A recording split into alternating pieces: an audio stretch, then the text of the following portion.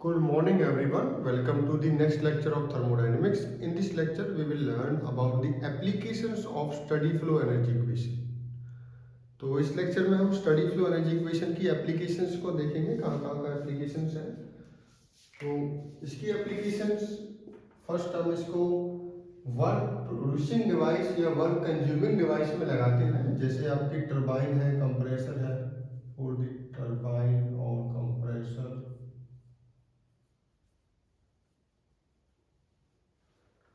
Next हम इसको लगाते हैं कोई भी हीट एक्सचेंजिंग डिवाइस, ठीक है, like heat exchangers.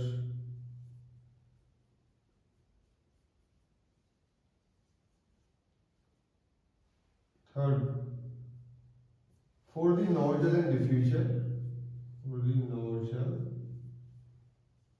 And diffuser. And last for the throttling devices, throttling device, throttling device. So study flow energy equation को हम मेनली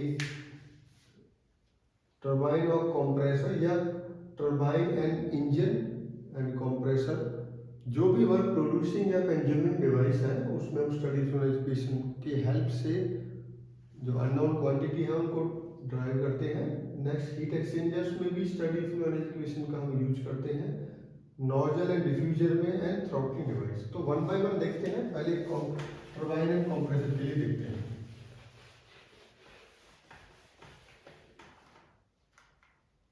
सो टरबाइन एक वो डिवाइस होगा जो आपको पॉजिटिव वर्क प्रोवाइड करता है, जबकि कंप्रेसर आपको नेगेटिव वर्क देता है, या वो आपको सिस्टम की रिक्वायरमेंट होती है कंप्रेसर को रन करने के लिए।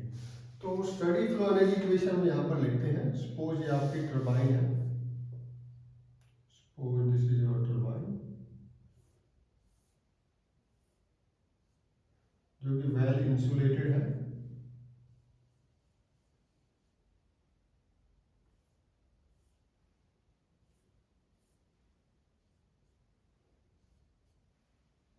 Okay, this is your turbine well insulated.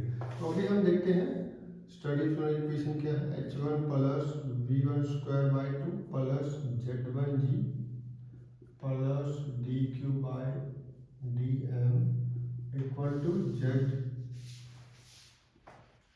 Equal to H2 plus V2 square by 2 plus Z2G plus DW by DM। ठीक है, ये इक्वेशन थी। तो अभी हम इसमें कुछ assumption लेंगे। लेट इट इज आइसोलेटेड, तो आइसोलेटेड है दैट मीन्स कि यहाँ पर कोई हीट ट्रांसफर नहीं होगा, ठीक है। आइसोलेटेड है तो हीट ट्रांसफर नहीं होगा। एज वेल एज जो पोटेंशियल एनर्जी है वो सभी जगह पर सेम है, दैट मीन्स जो आपका डिफरेंस इन पोटेंशियल एनर्जी होगा वो जीरो होगा। Z2 माइनस Z1 वो जीरो है आपका, ठीक है। अब velocities are very small, velocities are very small, that means V2 square minus V1 square equal to zero. ये सभी आपके जीरो है। तो जो रिमेनिंग टर्म्स है वो क्या बची, तो अब यहाँ पर देखते हैं। What are the remaining terms now? H1 plus, देखिए ये जीरो हो गया, ये भी, तो H1 यहाँ पर है, H1 equal to H2 plus DW by DM, that means DW by DM equal to H1 minus H2। तो जो ये वर्क कंज्यूमिंग या वर्क प्रोड्यूसिंग डिवाइस होते हैं, तो उसमें उस सिस्टम में आप वर्क कैलकुलेट करना है आपको, तो डिफरेंस इन एंथैल्पी, अगर मान लीजिए ये आपका 1 सेक्शन है, ये 2 है, तो इसकी एंथैल्पी 1 होगी H1, यहाँ पर एंथैल्पी 2 होगी। दोनों का डिफरेंस अगर आप ले लेते हो तो उसमें आप निकाल सकते हो कि कितना वर्क आपको ये डिवाइस प्रोवाइड कर रहा है। अब देखिए टरबाइन के केस में H1 H2 से बड़ा होगा, दैट मीन्स पॉजिटिव वैल्यू आएगी, और कंप्रेशन के केस में ये वैल्यू आपकी नेगेटिव हो जाएगी, because in case of compressor H2 is greater than H1। तो इस टाइप से हम कंप्रेसर या टरबाइन के लिए कैलकुलेट करते हैं। नेक्स्ट हम देखते हैं नोजल एंड डिफ्यूजर के लिए। Applying study flow energy equation for the nozzle और डिफ्यूजर। सेकेंड है आपका फॉर नोजल और डिफ्यूजर। ठीक है, दोनों का काम उल्टा होता है, एक दूसरे से अपोजिट होता है। नोजल का काम होता है वेलोसिटी को बढ़ाना at the expense of pressure, pressure को कम करना, वेलोसिटी को बढ़ाना। डिफ्यूजर क्या करता है, प्रेशर बढ़ाता है, वेलोसिटी कम करता है। ठीक है, राइट, हम कोई नोजल एज्यूम करते हैं, तो नोजल के केस में वेलोसिटी इंपॉर्टेंट होती है आपकी। ठीक है, तो स्टडी फ्लो इक्वेशन हम यहाँ पर लिखते हैं H1 plus V1 square by 2 plus Z1G plus TQ by DM equal to H2 plus V2 square by 2 plus Z2G plus DW by D। देखिए नोजल है, लेट इंसुलेटेड ले लेते हैं इसको। ठीक है, आप इस टाइप से एज्यूम कर सकते हो, सपोज दिस इज योर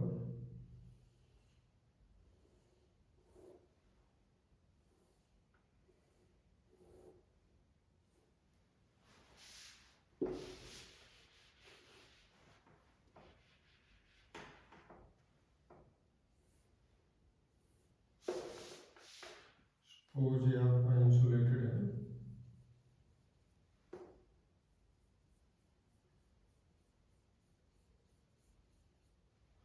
यहाँ पर कोई सेक्शन आप 1 मान सकते हो, और यहाँ पर कोई सेक्शन आपका 2। ठीक है, ये थ्रॉट एरिया रहता है आपका। तो यहाँ पर कुछ वैल्यूज होंगी, सपोज यहाँ पर वेलोसिटी V1 है और यहाँ पर वेलोसिटी V2। ठीक है, तो पहले हम इसको इंसुलेटेड दिखा रखा है यहाँ पे, that mean DQ by DM क्या हो जाएगा, 0। डेटा यहाँ पर सेम है, जैसे पोटेंशियल वैल्यू डिफरेंस कितना हो जाएगा, 0। Z2 माइनस Z1 ये 0 हो जाएगा आपका। ओके, कोई वर्क ट्रांसफर नहीं है आपका, DW by DM also 0। So remaining terms क्या बची आपकी, H1 plus V1 square by 2 equal to H2 plus V2 square by 2। ठीक है, इक्वेशन आपकी बची। अब V1 is very small than V2, generally V1 is very small than V2, तो आप उसको इग्नोर कर सकते हो। तो आपकी वैल्यू क्या बचेगी,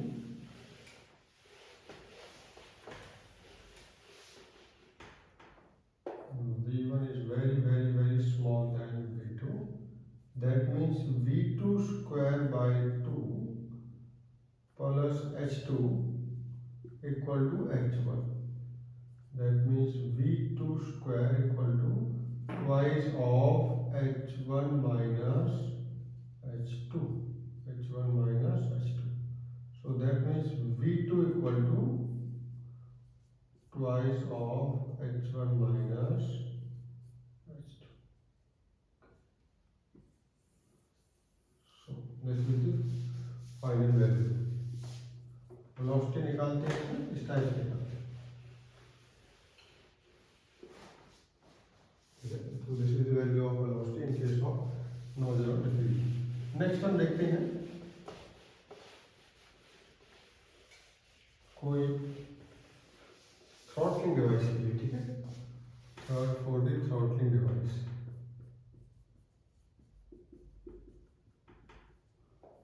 थ्रॉटलिंग डिवाइस, थ्रॉटलिंग डिवाइस में होते हैं, यहाँ पर एंथैल्पी कांस्टेंट रहती है इनलेट एंड आउटलेट में। तो सपोज ये कोई पार्शियली कोई भी रिस्ट्रिक्टेड आपका रीजन होता है जिसमें फ्लो में रिस्ट्रिक्टेड होता है, कंस्ट्रेंट होता है, तो वहां पर देखते हैं कि प्रेशर ड्रॉप होता है वहां पर, एंथैल्पी कांस्टेंट रहती है, ठीक है। तो आप इसको सपोज में फ्लो बनाते हैं,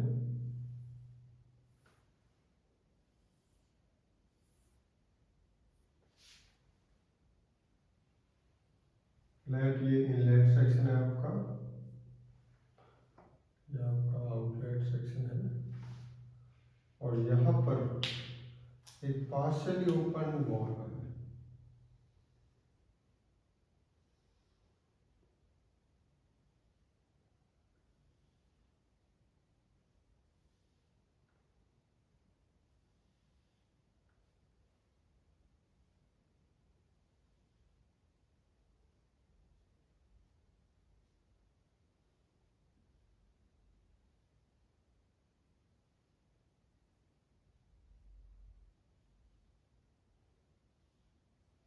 Let this is the case. Suppose this is 1 1 and this is 2 2. ये पार्शियली वॉल्व है जो फ्लो को डिस्टर्ब करता है, ठीक है, इस टाइप से। तो इस केस में प्रेशर ड्रॉप होता है from this section to this section and velocities are very small. तो अगर इसमें हम स्टडी फ्लो एनर्जी, तो इसको इंसुलेटेड हम एज्यूम करते हैं पहले, और this is insulated,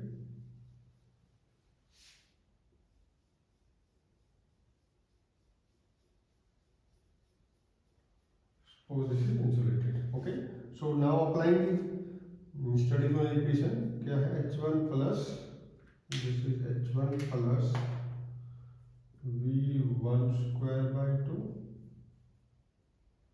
plus z1g plus dq by dm equal to h2 plus v2 square by 2 plus Z2G plus DW by DM। देखिए इंसुलेटेड है तो DQ बाय DM कितना होगा, 0।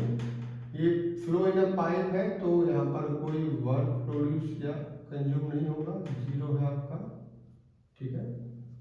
जो आपकी पोटेंशियल एनर्जी है वो ऑलमोस्ट सेम है, तो पोटेंशियल डिफरेंस 0 होगा आपका।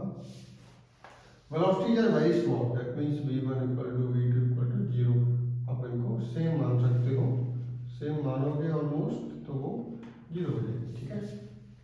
नेक्स्ट, और जो रिमेनिंग टर्म्स हैं उनको देखिए, h1 ये 0 है, ये भी 0 है, ये भी 0 है, equal to this this this, that means only h1 equal to,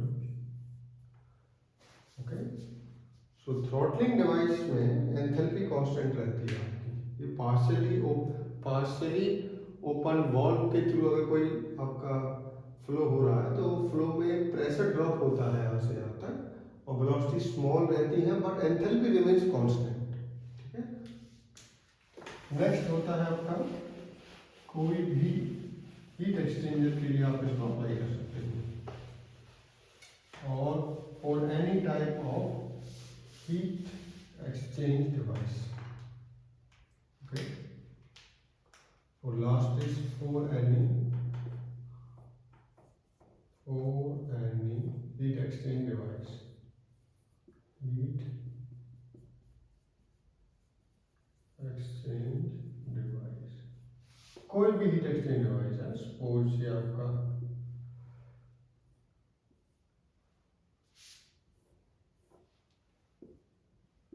ये 1 1 है, ये आपका 2 2 है, और यहाँ से कोई आपको हीट मिल, ठीक है।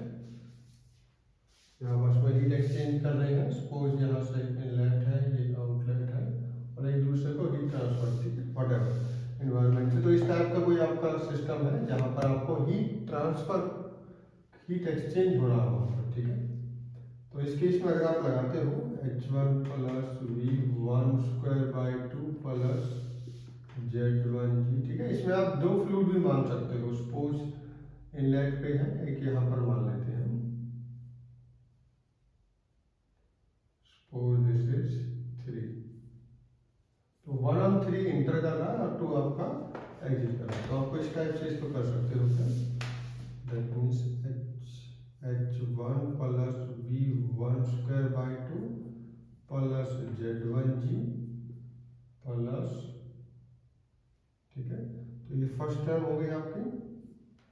प्लस ये भी ऐड हो रहा है आपका H3 plus V3 square by 2 plus Z3G, okay, plus DQ by DM equal to H2 plus V2 square by 2 plus Z2G plus DW by D, okay. तो यहाँ पर कंडीशंस के अकॉर्डिंग कोई वर्क ट्रांसफर आपको नहीं मिल रहा है यहाँ पर, तो उसको आप जीरो मान सकते हो, ठीक है। और जो रिमेनिंग क्वांटिटीज हैं उनकी जो वैल्यूज के अकॉर्डिंग आप कैलकुलेट करते हैं। तो कोई भी हीट एक्सचेंजर है उसमें कुछ स्ट्रीम ऑफ फ्लूइड्स इंटर करेंगे, कुछ एग्जिट करेंगे।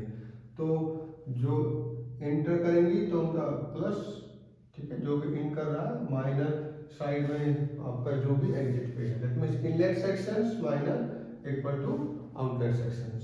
तो उसके अकॉर्डिंग आप इसमें वैल्यूज कैलकुलेट कर सकते हो।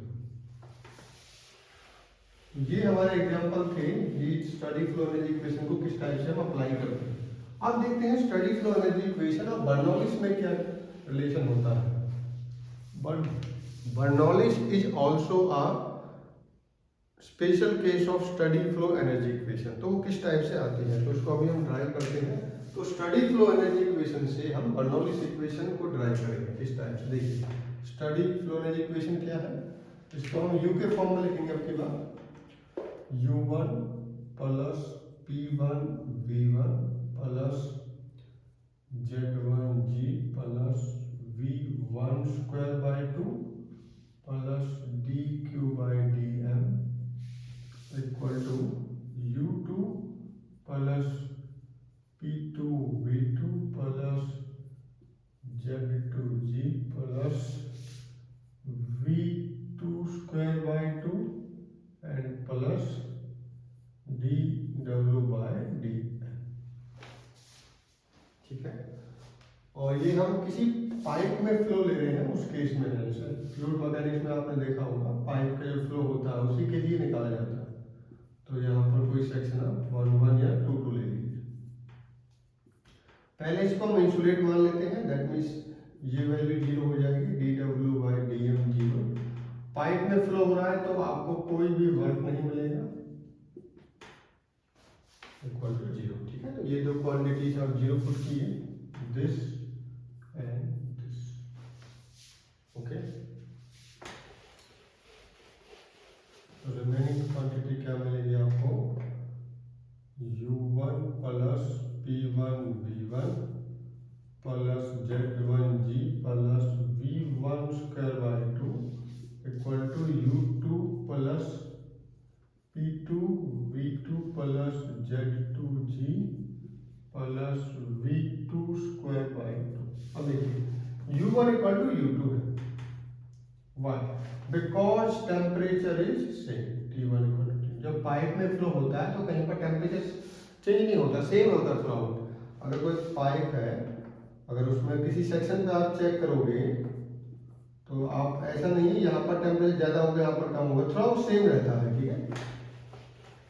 तो U1 U2 दोनों बराबर है तो वो 0 हो जाएंगे। तो रिमेनिंग टर्म क्या बचेगी आपकी, P1 V1। अब इसको देखिए P1 V1 को कैसे लिख सकते हैं हम, हमें पता है जो म्यू होता है क्या होता है 1 बाई रो, ओके।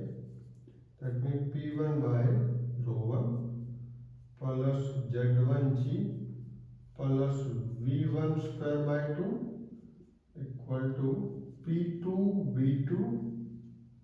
V2 नहीं लिखेंगे इसे, रो2 लिखेंगे, ठीक है, डिवाइडेड बाय रो2 plus Z2G plus V2 square by 2। देखिए अब इनकम्प्रेसिबल फ्लो होगा तो रो1 इक्वल टू रो2 इक्वल टू रो मान सकते हैं, किसके लिए, फॉर इनकम्प्रेसिबल फ्लो।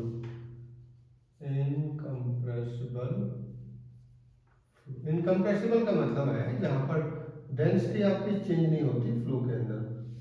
तो इनकम्प्रेसिबल फ्लो है तो डेंसिटी सेम हो जाएंगी। तो हमारी इक्वेशन क्या आएगी, अब now the equation will be P1 divided by rho plus Z1G plus V1 square by 2 equal to P2 divided by rho plus Z2G plus V2 square by 2।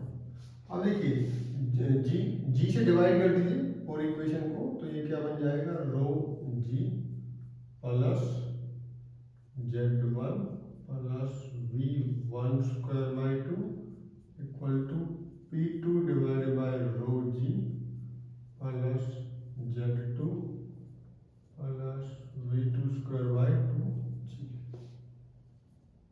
ठीक है, this is our Bernoulli's equation. This is Bernoulli's equation। अब Bernoulli's equation हमने देखा कि special case है, तो इसमें कुछ assumption हमने एज्यूम किए हैं। क्या क्या एज्यूम किए हमने देखा कि इनकम्प्रेसिबल फ्लो होना चाहिए, इनकम्प्रेसिबल फ्लो होना चाहिए, ठीक है, इन आइसोलेट होना चाहिए, कोई हीट आपकी आइसोलेटेड फ्लो जो, तो मेन जो आपका यही होता है, ठीक है, incompressible isolated flow. Inviscid भी होना चाहिए, inviscid flow. So that means कुछ कंडीशन लगाएंगे स्टडी फ्लो एनर्जी इक्वेशन में हम, तो हम बर्नौलीज इक्वेशन को अचीव कर सकते हैं। That means Bernoulli's equation is a special type of study flow energy equation. तो अगर आपसे क्वेश्चन आता है what is the relation between this Bernoulli's equation and the steady flow energy equation, then you have to write Bernoulli's equation is a special type of steady flow energy equation। ठीक है, study flow energy equation को आप कहीं भी लगा सकते हो, but Bernoulli's के लिए कुछ कंडीशंस होती हैं, जो आपका फ्लो है वो इनकम्प्रेसिबल होना चाहिए, इनविस्कस होना चाहिए, आइसोलेट होना चाहिए, तब जाकर बर्नौलीज इक्वेशन आप अचीव करते हो। तो इस लेक्चर में हमने देखा कि स्टडी फ्लो एनर्जी इक्वेशन की एप्लीकेशंस कहाँ कहाँ पर है। आप इसको किसी भी वर्क एक्सचेंज डिवाइस में लगा सकते हो, जैसे टरबाइन है, कंप्रेसर है, किसी हीट एक्सचेंज डिवाइस में लगा सकते हो, जैसे कि आपके हीट एक्सचेंजर्स होते हैं, किसी नोजल डिफ्यूजर टाइप डिवाइस में लगा सकते हो, या थ्रॉटलिंग डिवाइस में लगा सकते हो, ठीक है, जहाँ पर एंथैल्पी कांस्टेंट रहती है। So thank you.